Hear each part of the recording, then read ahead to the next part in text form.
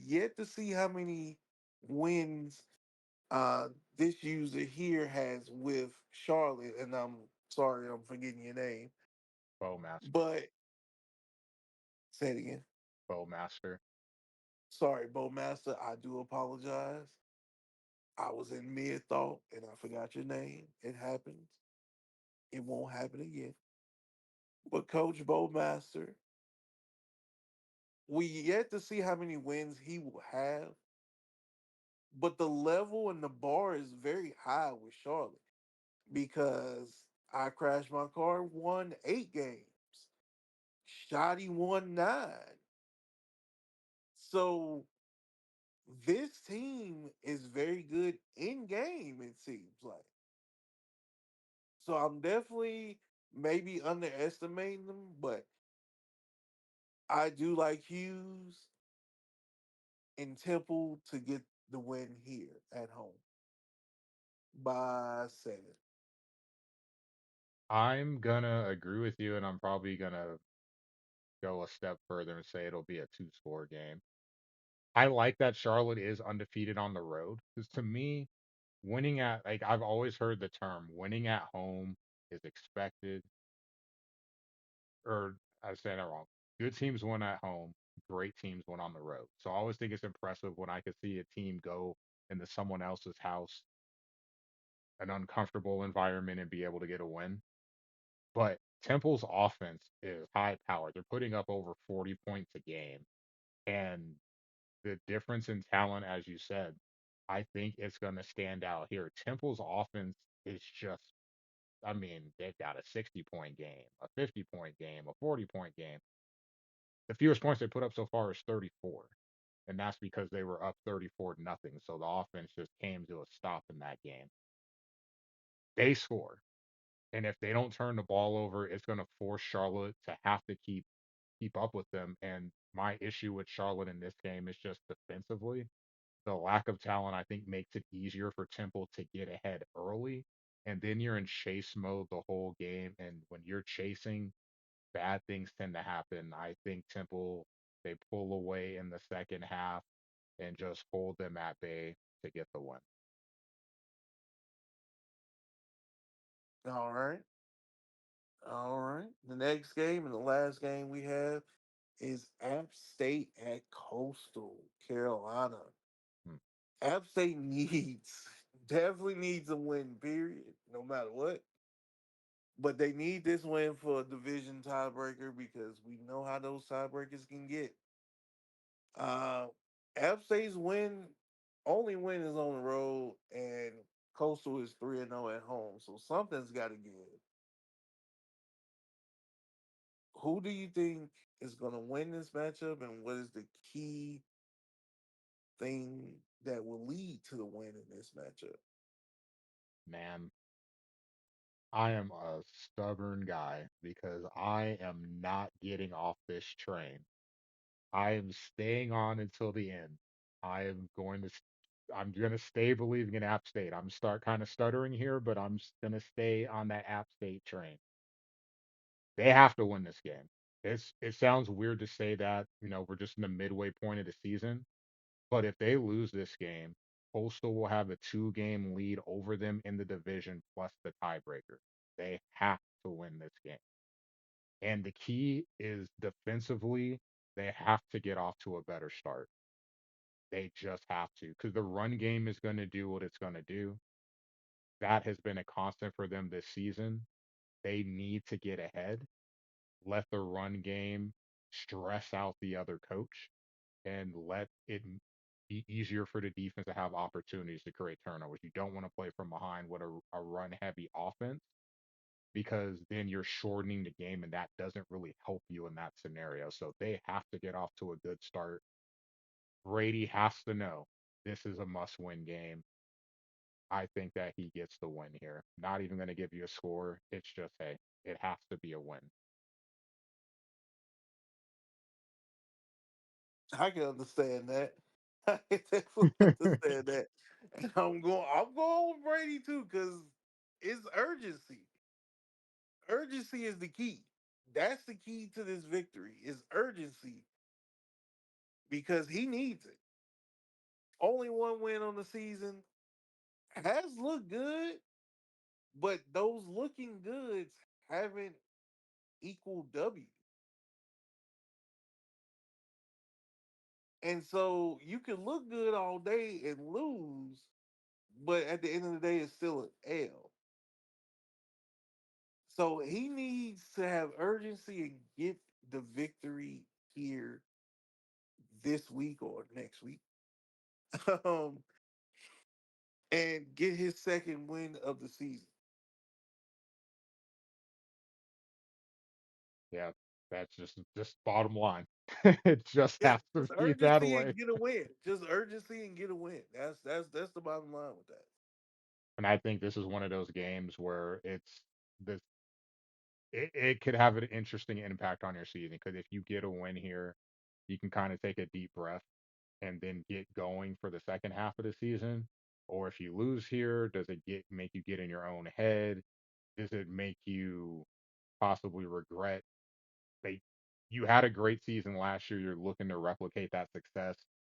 Things aren't going the way that you would have liked this season. Like you want to build off of that momentum. What happens going forward if you lose? I don't want any of those questions. So I think Brady is like, hey, we got to play our best game here. We got to put it together for 4 quarters, as you said. A lot of these games he's played so far, he's looked good for good chunks of the game, but because it wasn't for 4 quarters, he wasn't able to get a win.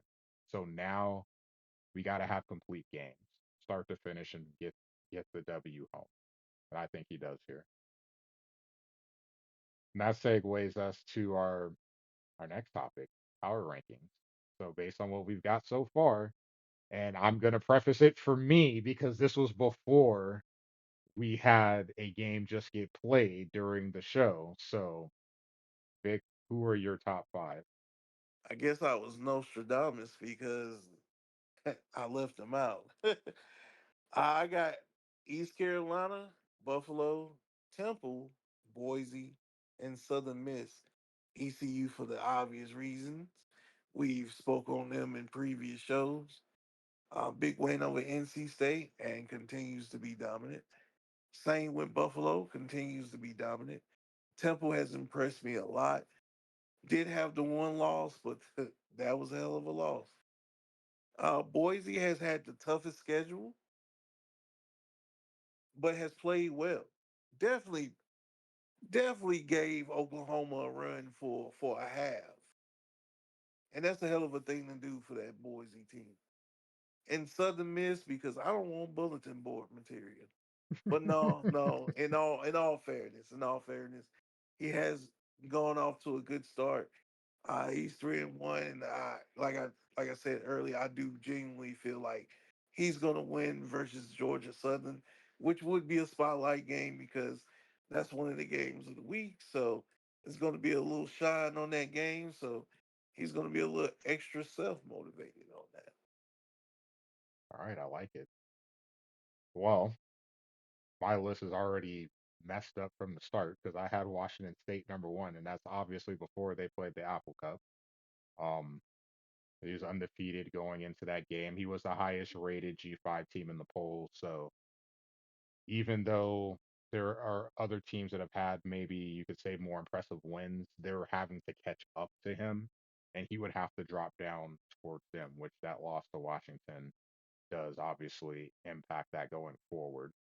I had ECU at number two.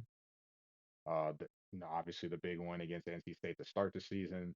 They're still rolling so far going through. I have Buffalo as my third. The offense looking really good. It's very interesting because they can run the ball very well and just beat you down, or they can spread you out and just air it out too. So that offense can do a lot and put a lot of stress on you. It's really difficult to kind of key in on what you want to do. Slowing down one doesn't necessarily, or trying to slow down one doesn't necessarily make it easier for you defensively. I have Southern Miss at four. No, the App State game, a big win, and an eye catcher for sure. And the game against Georgia Southern, a win there definitely solidifies them, not just in my top five, but also I think going forward in the Sun Belt, trying to win their division. And then for me, I have Fresno State at number five. You mentioned earlier that they've looked good so far this season.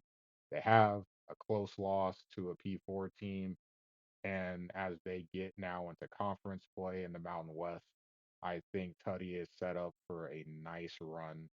Sitting at 5-1 right now. They're 2-0 in conference play. Offensively, they've looked great on the running the ball on the ground, play action game. I like how they look so far. And my question for you, of the teams not on your top five, which team, I have the wrong number for the block, but for no, for block four, which team do you think has the most to gain this upcoming block? Uh, Western Michigan and Fresno State. I believe Fresno may be ranked if they go 2-0 or 1-0, depending on how many games they got. I'm not looking at the schedule right now. But if they do win their games in block four, I feel like they're going to be ranked during the next block. Same for Western Michigan. I feel like rankings are on the line when it comes to those two teams. Um, I can check real quick on how many games they have. This block right here, if my screen will let me. But I think that both of those teams will get ranked possibly if they go undefeated in the next block with this upcoming block right here. So, what about you? Well, it kind of goes back to the conversation that we just had, talking about App State.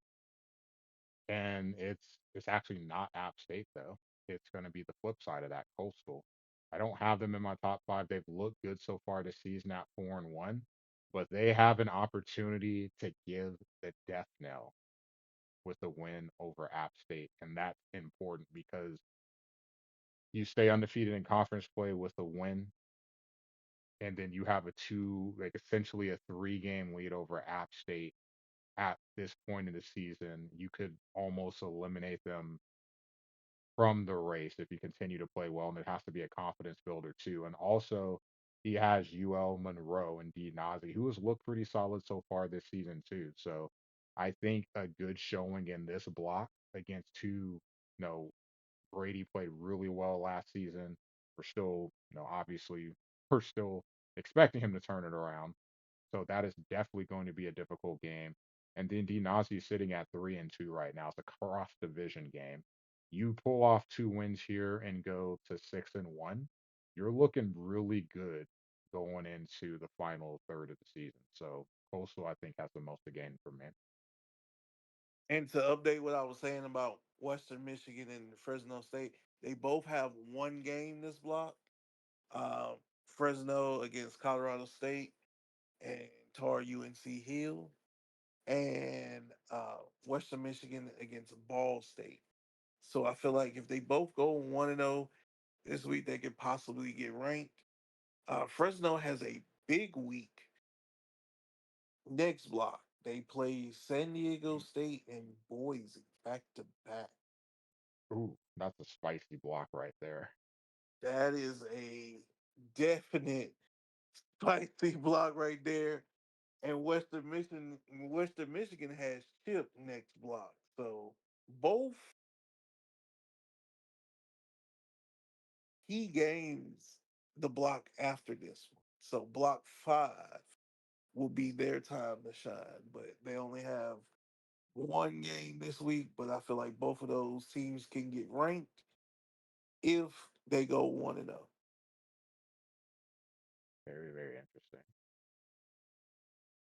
Well, before we get back to wrap this up with some actual, football talk, with the holidays coming up, me and Vic were having a nice conversation about our about our gaming experiences growing up.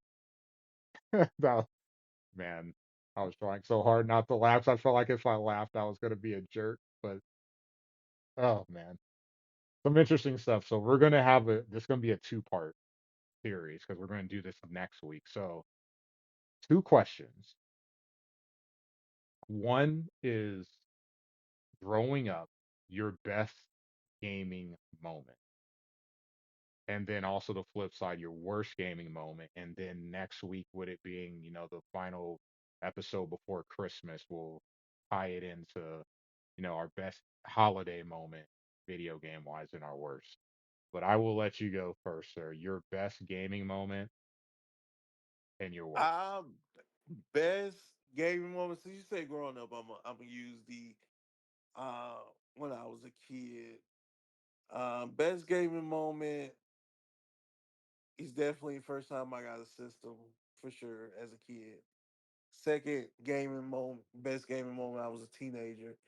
I escaped the red ring of death on the Xbox 360. I barely escaped the red ring of death. If you know about the Xbox 360, you know about the red ring of death. Once your Xbox turns red, it's basically GG's. over. Yeah, it's GG's. it's it's, it's definitely a GG's in the chat. But I escaped it. It came on twice, and it was a little method that people would tell me growing up. Like you have to unplug it. You have to unplug everything real fast and then plug it back up real fast again. And if you try to do it again, unplug it before it reached full, full capacity on the rings. Because it would show up halfway and then it'd be full. So I did that twice and I escaped the red ring of death. Man. Worse, worse, worse is being an outlier.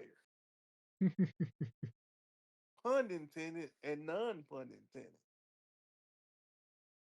Growing up, all my friends were PlayStation lovers.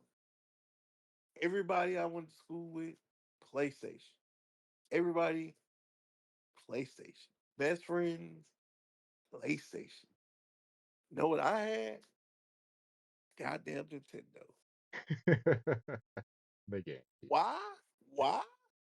Why you may ask? And I had a Sega Saturn, but then they discontinued that, so it was pretty much a wrap with that. But I had a Super Nintendo, Nintendo 64, GameCube, stuff like that.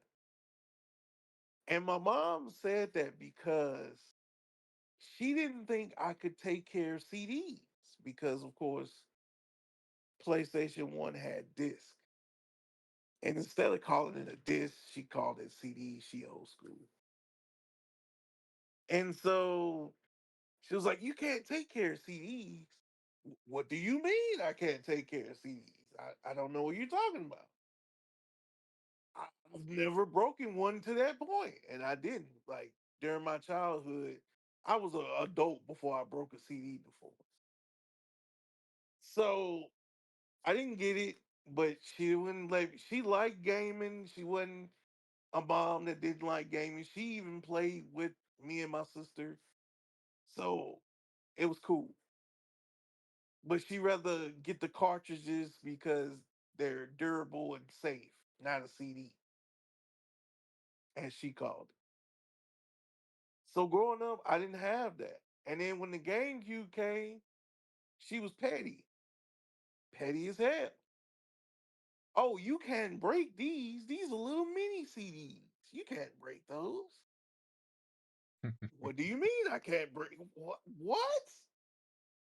So yeah, I've been an outlier, and then it got worse as an adult because now I got my own money, and now this, that, and the other happened, and I ended up getting PlayStations, two PlayStation 4s, and a PlayStation 3 to play NCAA 14 during COVID.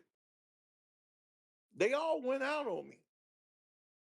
Less than 3 months, they all went out on me. Brand fucking new. They all went out on me. I'm just like, this ain't meant to be. So of course PS5 comes during COVID and during the time I got the PS3. So I'm working at Best Buy. I'm cool with the shipping supervisor. He tells me there are no more open available PS5.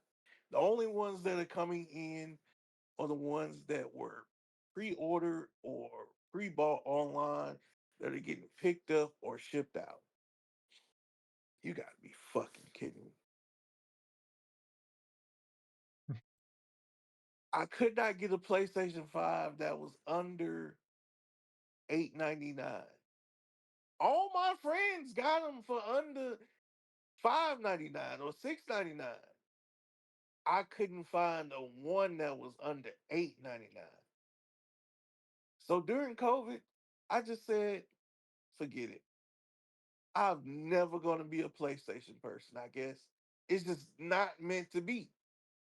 My PlayStation story is not meant to be. So another reason why I like the NDL is because when I joined the NDL, this was the this was the most people I've ever known to have had an Xbox in my entire life because everybody I grew up with was a PlayStation person except me. A true outlier. Funny you bring that True. up too, because thinking about it, it didn't dawn on me until just now. Because it's cool now because we have crossplay, and I feel like that is one of the things in gaming that is vastly I wish we had that back. underrated, Oh my depending on god. how it's used. Because I'm cool with crossplay console to console, but depending on what game we're playing, if we're talking about PC to console, I might have to push off just a little bit because that could be a little bit different. But it's so cool because back when the NDL started, it was on the PS2, so you had to have a PS2 to play in the NDL. And then the migration of, well, what's next? Are we going to go to the 360 or are we going to go to the PS3? And the decision was made, it was the PS3. So like, hey, we all got to get PS3s to keep this thing going. It was a Well, very I would have never got in the league. That's why I ain't never heard of it. Cause yeah, because back then it was, you had to have that console. It makes me think of how it was for I know it's different now because MLB the shows on, on Xbox and on the Switch too, but it was just on PlayStation. So you legitimately had people in the NDL at the time, like, I don't even care about the other games on the PS3. I will buy a PS, like, I'm a 360 guy, but I will buy a PS3 just to be an NDL. There's a lot of guys that were like that. So, you know, community first for sure. Very interesting because now, yeah, it always throws me off if I'm watching someone play and they're on offense and they're pulling up the icons. It's like, X, Y, B, and A. Like I have to think about where they are on the controller again because I'm not used. Like I'm a PlayStation guy, so I don't play it. I don't have an Xbox, and I don't play a lot of Xbox, so I just have to reconfigure in my head what buttons those are. Um, my sad story is kind of funny. The good story is, you know, good, of course. But you escaped the red rings.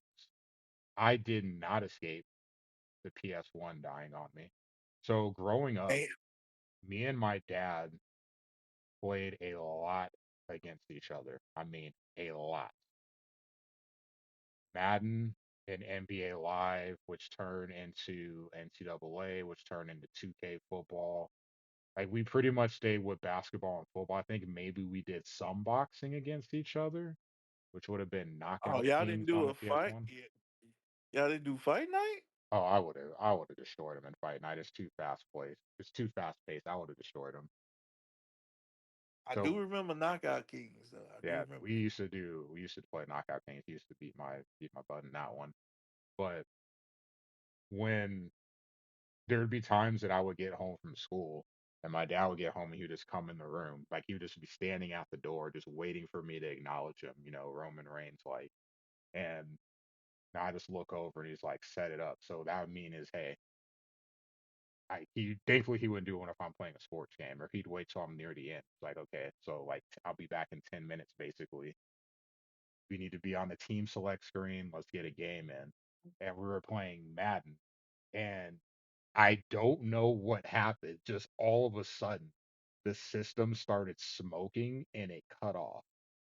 Oh man. And I didn't know what happened, so I'm just dumb. Like I just go run across the room to the system, and I just start blowing on it, and I'm just trying to get this thing.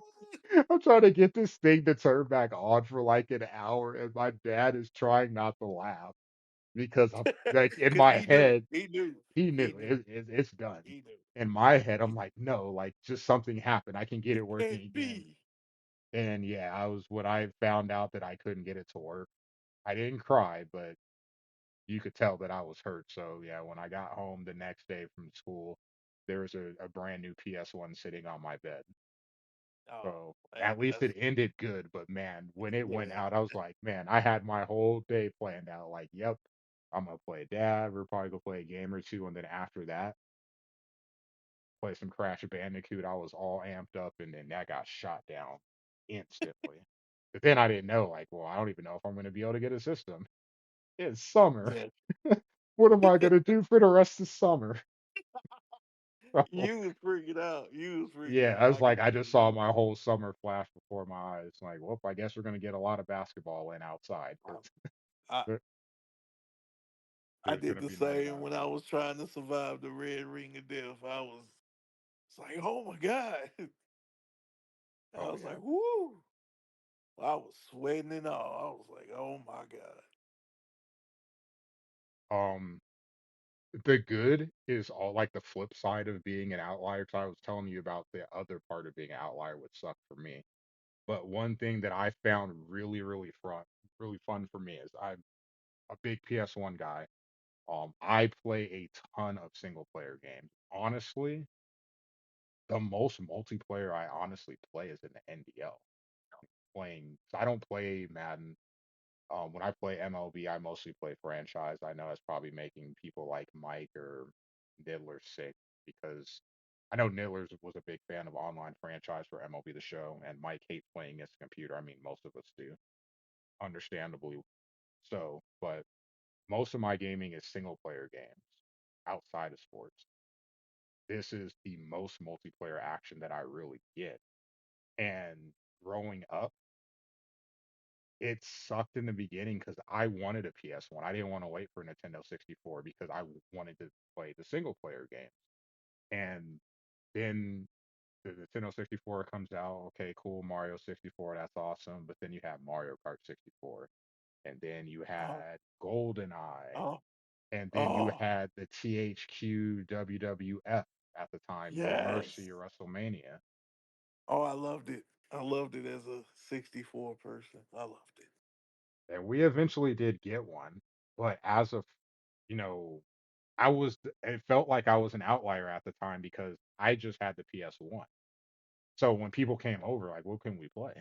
you, you can only play sports games because most of the other games I had were single player games. Versus when I went, to sleepovers or to my friend's house, we're, getting down on 4-player Mario Kart and stuff. So it was super, super fun being able to bond with my other friends over their systems versus mine. Don't get me wrong, I still enjoyed going home at night and playing PS1, having the time of my life, but those 4-player battles in Nintendo 64, man, I still have great memories of that. Some really late nights as a kid growing up, getting down on that action.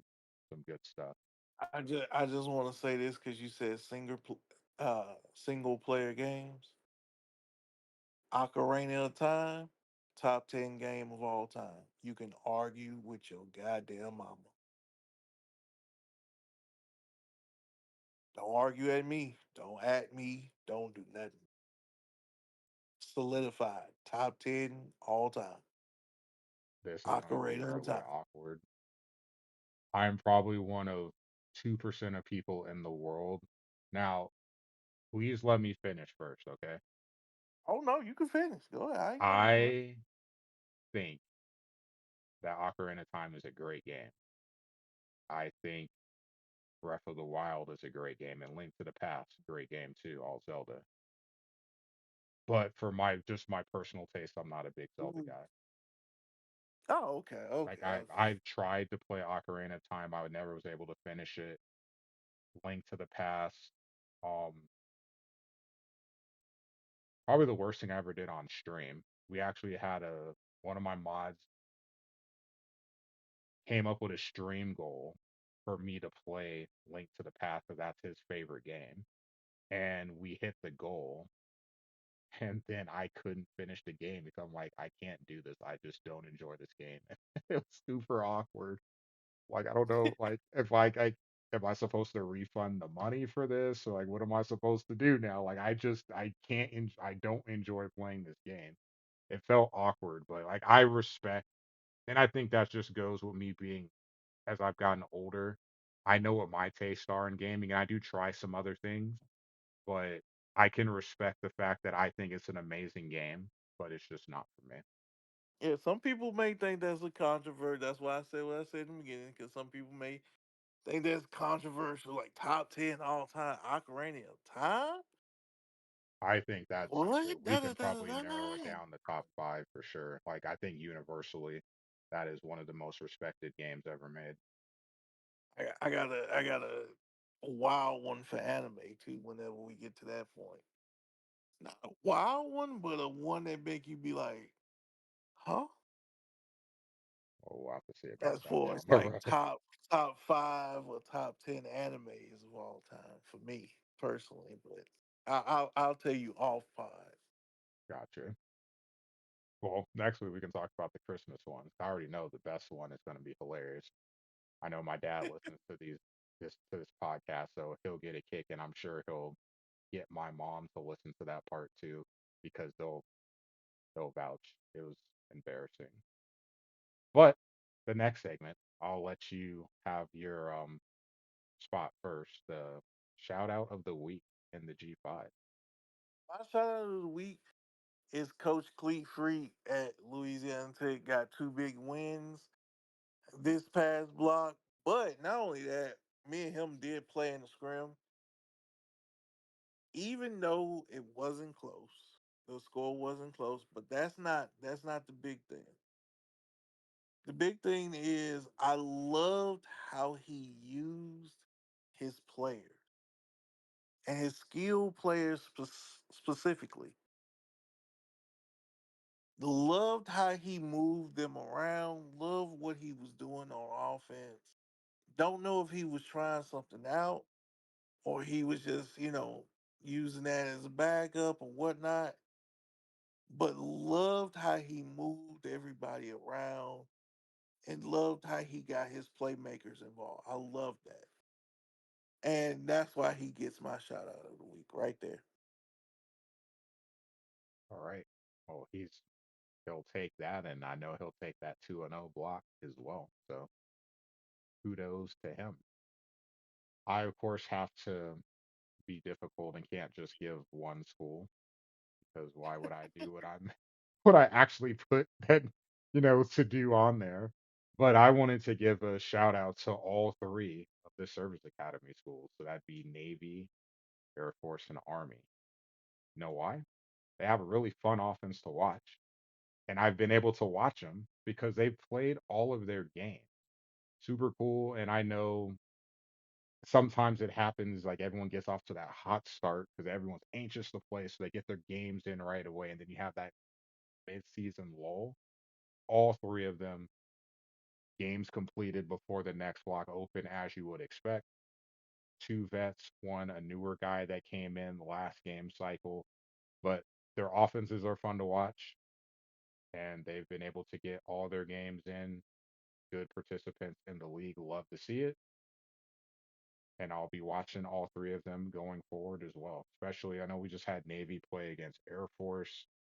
So I'm interested to see when we start to get those other matchups. It's really cool watching those offenses play against each other because you're Yeah. used to playing with that offense. So you kind of have an idea of the things you're looking for out of the defense and how to attack it. So how do you defend something that you run. So I always find those matchups pretty unique to watch. And to despise a hidden myth for the ones that's not in the online dynasty, Smitty would absolutely wreck shop if he got Navy. It's always been a little myth and a little jewel he'll drop in the live chat that people don't believe. Oh, it's believable if you uh are in the online dynasty. Well, I hope to never experience that. Not gonna lie. He could do work. Now we all have a lot of high power teams, so it's gonna be a little different for him in the online dynasty. But if he were to ever draft him in the NDL and play the regular American schedule, look out. Felt like that was a live chat conversation earlier in the week that I just don't want to go into. Yeah, we're just gonna skip that. That's it's a fun like whenever we're talking about it, I'm like, man, that actually would be really cool to see because I mean to kind of go off the rails here for a sec. It's really cool seeing Rope have the season he's having with Mississippi State, and I hope he continues to because I've got to play him just once. I'm like, man, this is a really fun matchup because he is a great defensive user. So it really forced me to have to figure out, okay, I feel like a lot of times you want to try to take advantage or try to bait users into doing stuff. There was none of that against him. It's like, okay, we have to really kind of on the fly reform the offense. And that was for me, that was a fun experience trying to figure out what I can do against him. And it was the same way, back in the day on the PS3 playing against Big Mike when it was okay, we if you're a really good safety player, you literally could take away half the field.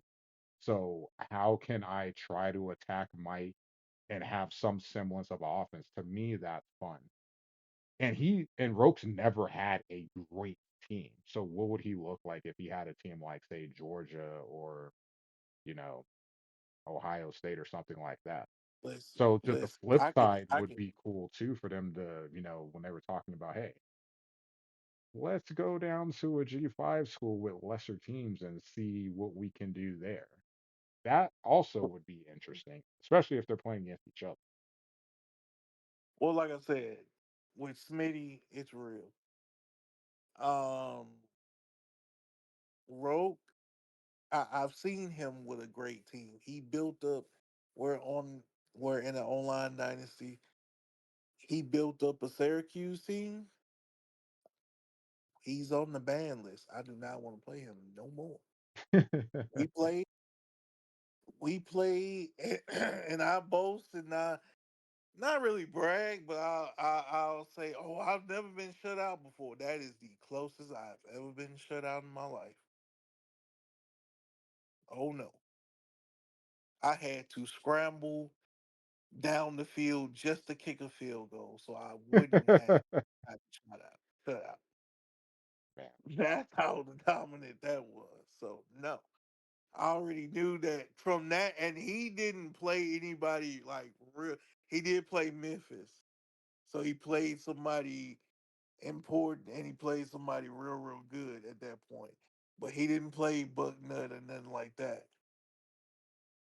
I knew once we played and how he did, I was like, boy, if he could play like that with Mississippi State, oh man.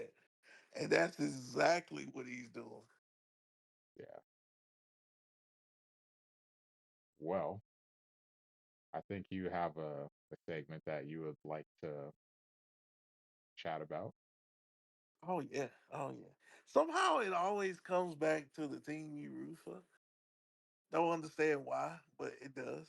Um, so in honor of Notre Dame getting out the playoff when they knew their ass was getting out the playoff, Um, so never understood that shit. Not gonna lie to you. I don't know why Notre Dame fans were.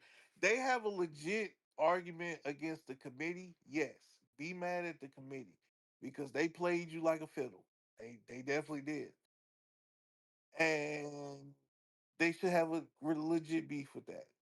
But really thinking when you look at that schedule, really thinking you should be in? Nah, nah, nah, not at all.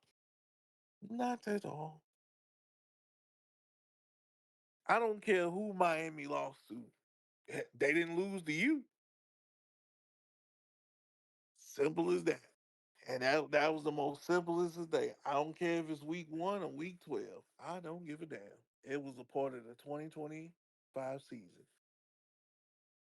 But in honor of that, it reminded me of a team that really did get hosed that no one ever talks about.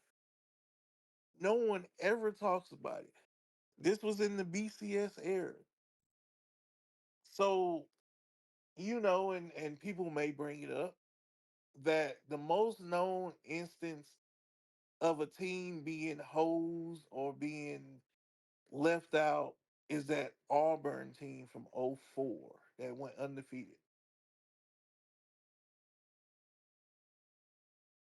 The original team that got hosed that no one ever brings up. In the '01 season when a certain team that my fellow podcast host roots for got in,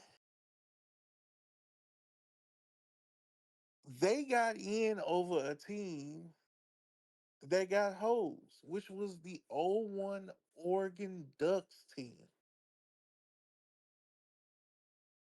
Oregon only had one loss on the season. They won their conference. They outscored their conference opponents by a lot during the season. They ran away with the Pac 10, but they never ever got consideration. And no one ever talks about that team.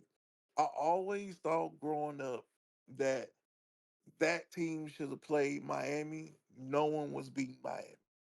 No one was Yeah, beating that they, Miami squad. it still Let's would have just been get that boost clear. to asses, Yeah, but yeah. the It still, question yeah, was, yeah. It still would have but been blowout. We not going there.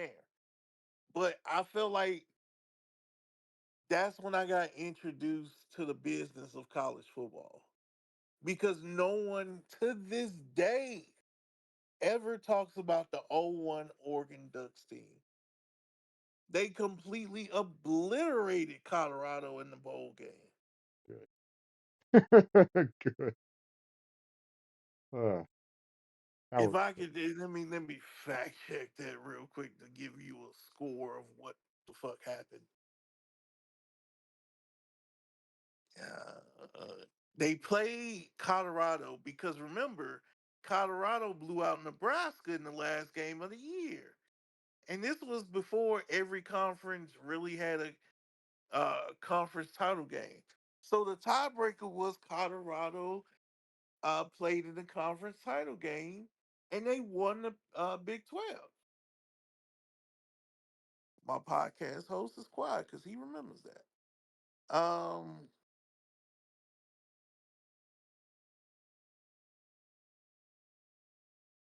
He's still quiet. I was waiting on you to talk.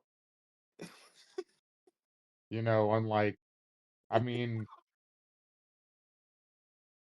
I'm gonna take the L with class because I'm not gonna shame the other program when they just beat us down. There's Okay, there's nothing for me to say. It's a rivalry game. I can talk all the trash I want about CU, but I couldn't say anything that season. I can't try to bring up the past or try to shame it for anything else because when it mattered, it was boots to asses. And like, we've talked before. Anyone can ask me. I'm completely honest. I did not believe Nebraska deserved to be in that championship game at all. And I was confused, like how, like, you're right. Oregon got no consideration. I feel like maybe it's a little bit biased because I lived here in Colorado at the time. But all the talk was CU, CU, CU, and I could totally understand. Like Nebraska had no business being there. They didn't play in the conference. Neither You didn't win your one of division. them did. Neither one of them did because Colorado had two losses. Yeah, you beat Nebraska, and they was number one. Give you credit. Chris Brown, not the singer, ran all over y'all. But they had two losses. Nebraska had the one loss and didn't even play for the conference title game and win it. But you know who did win a conference and only had one loss? Yep, Oregon. Joey Harrington and And the they Ducks. put belt to ass on Colorado 38-16 in that Fiesta Bowl. So when we talk about the Notre Dames or the JMUs or the Tulanes and how this team doesn't get respect or that team doesn't get respect, try to remember the 2001 Oregon Ducks, please. Please. I would Because have they much are rather the they played original Miami. we got because they are the original we got hose team. It ain't Auburn, no matter how much the Auburn committee in the chat wants to believe that. It's not Auburn in '04. It is the 2001 Oregon Ducks. You want to know who the quarterback was on the team? Joey Harrington. You goddamn right. Joey Harrington. Loved it. Loved it. And I wish they would have got a chance. I wish they would have got a chance. But that was in the era where they was more known for the jerseys than anything. That was an unfortunate end to the season. But, it is, unfortunately, all I can say is it is what it is.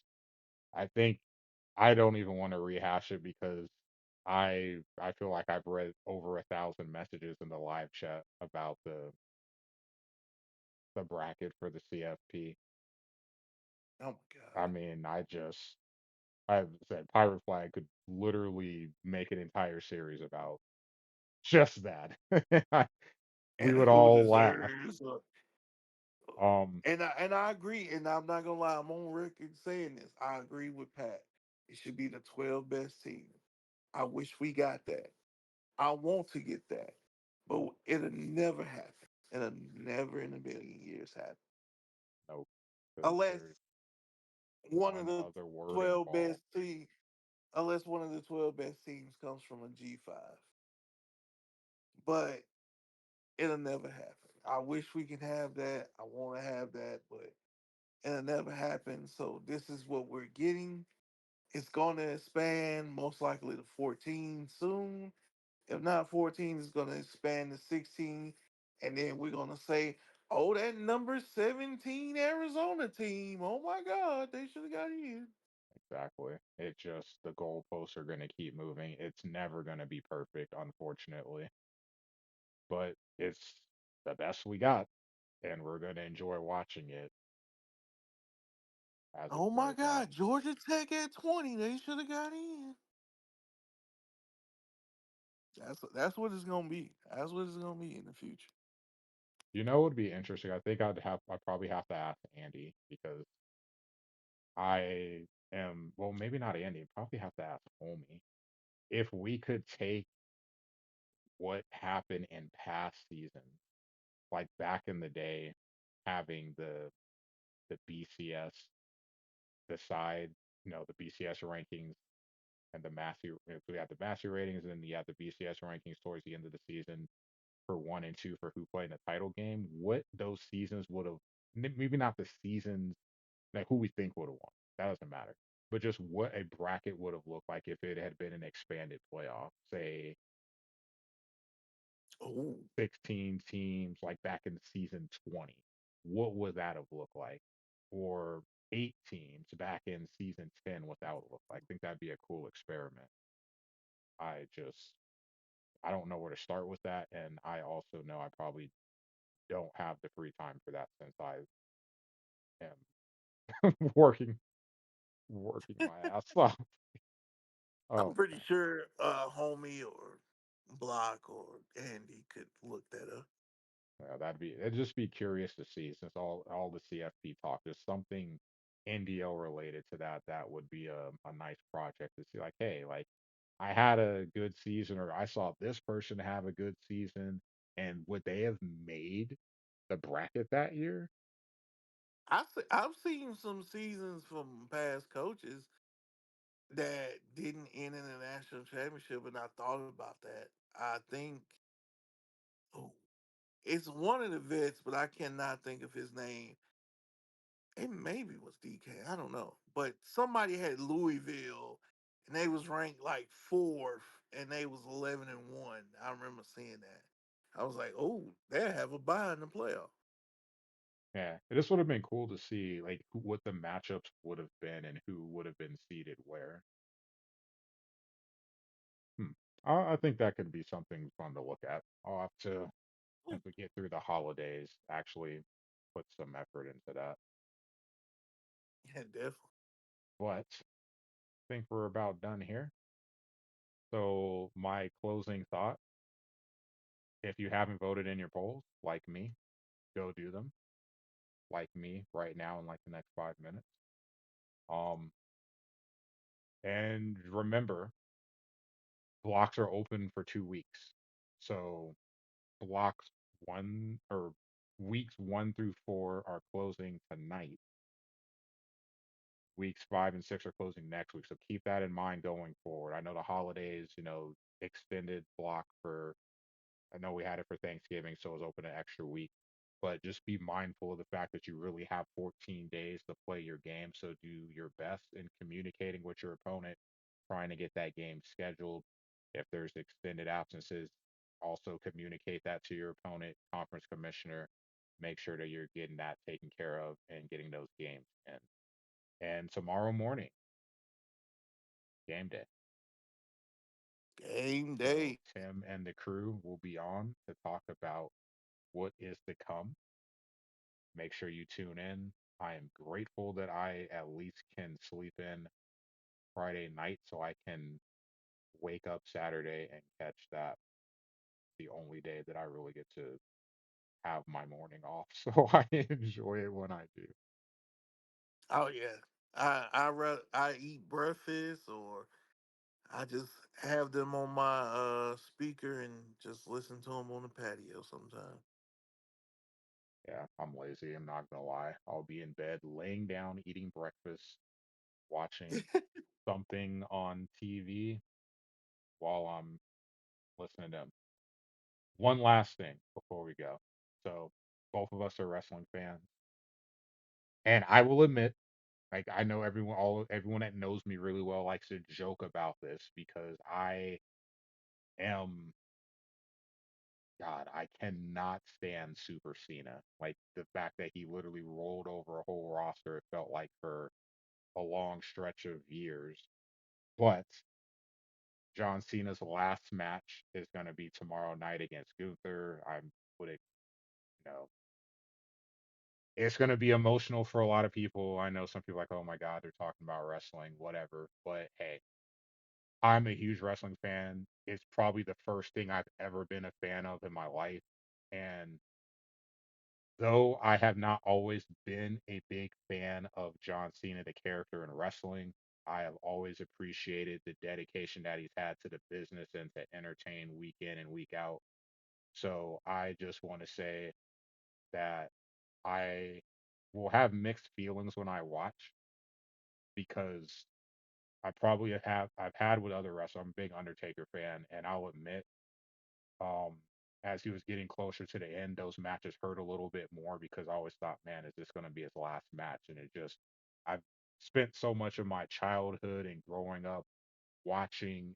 I look at it like a sports athlete. I watched so much of you on the field or in the ring. You meant so much to my childhood and my fandom of the sport, or in this case of wrestling, that it'll feel weird to know that he'll never be in the ring. And I know they say, they may come back, one more match, blah blah blah, whatever. But he's pretty adamant about this as being his last match, and it's gonna feel weird that that's it. So I do yeah, believe it's his last match. I do believe it's his last match because you wouldn't do this if you were gonna come back. He not Ric Flair. He not broke. So yeah, that part. Um, it's gonna be sad to see him go. Um, did grow up with him just like you did. I didn't like the Super Cena stuff neither, but like once I got grown and understood the business part, I understood.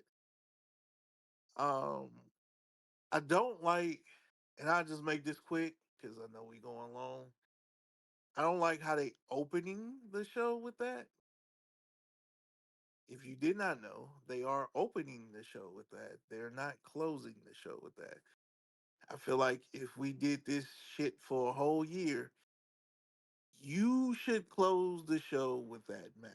But apparently he didn't want to close the show, so they're gonna open the show. yeah. I I mean, if it were up to me personally, this is just me as a fan, with the respect that you'd have for what he's meant to the business and to the company, I would have He liked doesn't to get a see say it. so. Yeah, I would have he liked doesn't for it get to a. be WrestleMania. No, I mean I like how he said it. I like he said he was gonna do a whole year because WrestleMania that would have been extra cheesy to me. Oh no, I'm Or saying just saying that if we're gonna do a year, just start from a year, you know, where that year ends at WrestleMania. Your uh, biggest mm, show where you I have can the see that. most Yeah, fans I that can could see pay that. their respect. But I can see that. it'll be weird. So it'll be it's just weird. Like I'm gonna have to experience this probably next off season in the NFL with Levante David. So it's gonna be weird. Probably with a new coach too. But anyway, Yeah. let's go ahead and call it before I start getting mad about the Bucks again. Thank you guys for Yeah. listening. Have a good night. Good luck in block 4, and we'll see you next week. See you next week.